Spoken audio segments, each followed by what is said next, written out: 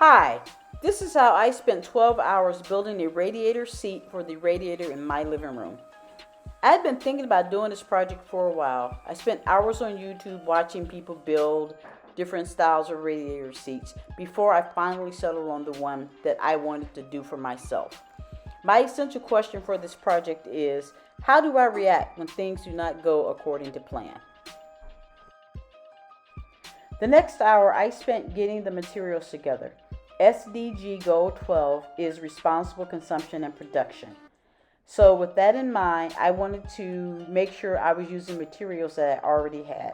I took the slats I had from an old bed to repurpose them for my radiator seat. I had to remove the boards from the straps. This was a little hard at first, but once we got the hang of it, it was okay. I was thankful I had my partner to help me because I would have gotten pretty frustrated with this task. When I ran into roadblocks, she helped me brainstorm solutions. It made me think of how Eli relied on his father for strength in night.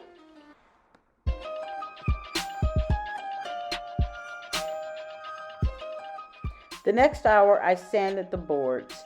I had to remove the old varnish if I wanted to make sure that the boards would take a new coat of varnish when we were done.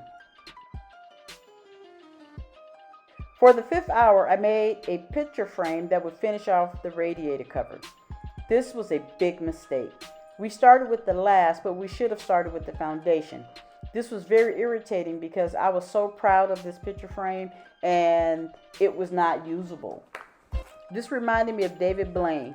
He went through many iterations of breath holding until he finally figured out what he needed to do. I was frustrated after one failed attempt. It made me wonder, how do people build perseverance? It is an amazing skill that I wish that I had, but I definitely don't.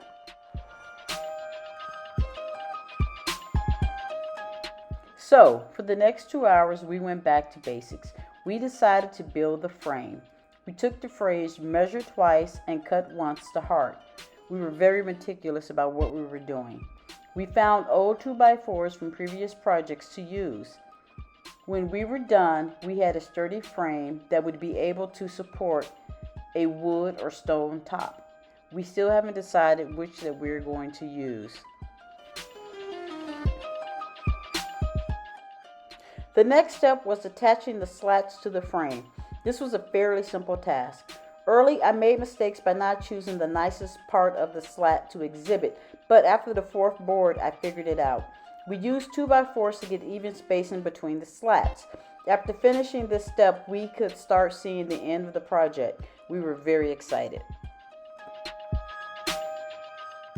I decided that the left and the right sides of the seat needed another slat attached. I added those slats and did another round of sanding. Then I applied preconditioning oil to the slats. The label said this would help the stain take more easily. I wasn't convinced, but I did it anyway because they said so. For the next hour, I stained the frame. This did not go as planned. The stain did not darken the wood at all. It just made it more shiny. I'm getting close to running out of time. I have to figure out when I'm going to go to Lowe's to get more stain. I also figured out that I did not have enough boards to make the picture frame that I wanted to cover, so I need to buy that as well. So we made it to Lowe's and we were able to get a different stain that was much darker.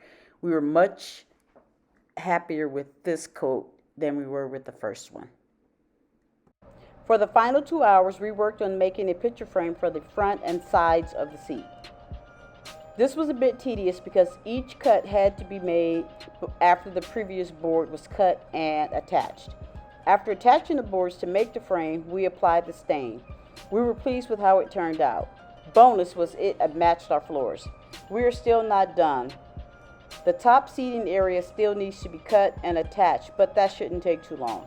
To answer my essential question, I do not deal well when things do not go according to my plan.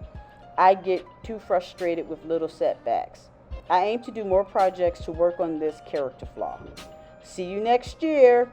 And shout out to Joshua, my son, for making the music that you heard.